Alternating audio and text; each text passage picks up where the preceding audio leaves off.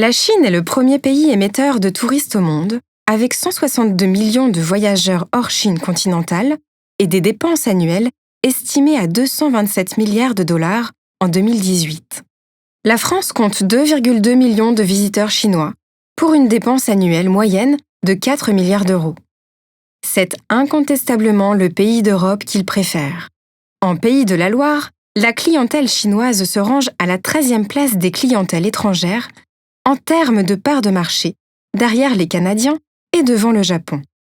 Cela représente plus de 10 000 nuitées, dont 9 sur 10 en zone urbaine, au Mans, à Nantes, à Angers et en bord de Loire.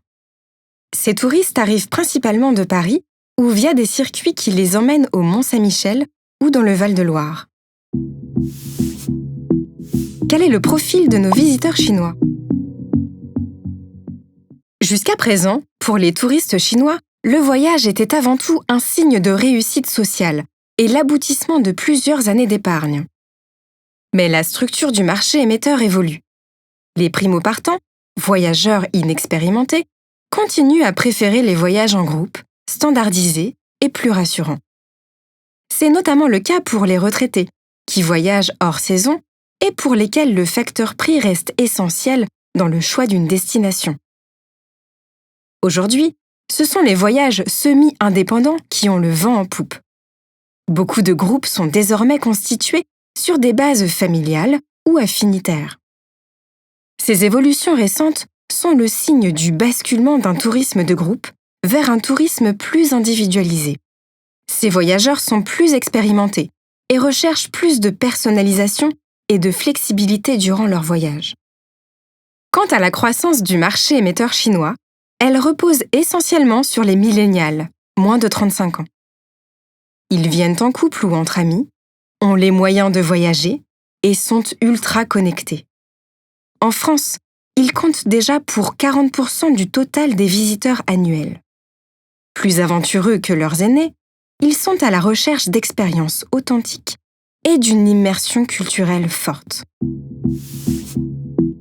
Qu'aime faire la clientèle chinoise en séjour chez nous ? Les motivations principales pour un séjour en Europe sont la nature, la culture et le patrimoine, les événements et les vacances actives. Le Puy du Fou est la destination familiale par excellence.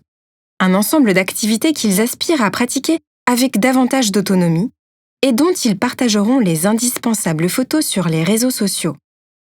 Mais n'oublions pas que la France est avant tout la destination shopping et qu'ils se doivent de rapporter et d'offrir des cadeaux. Le shopping doit être une vraie expérience.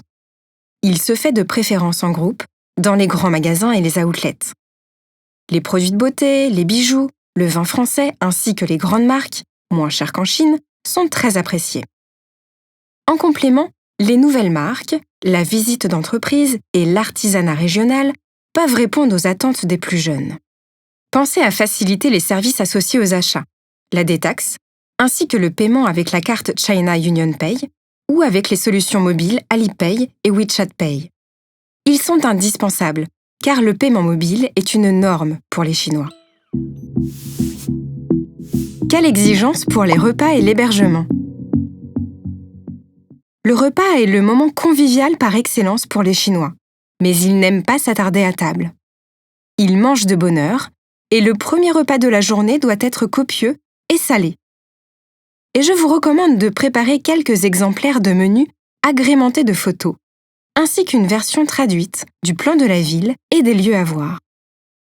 En termes de service, notez que la clientèle chinoise est très attachée aux règles de politesse. La qualité de votre accueil est donc primordiale.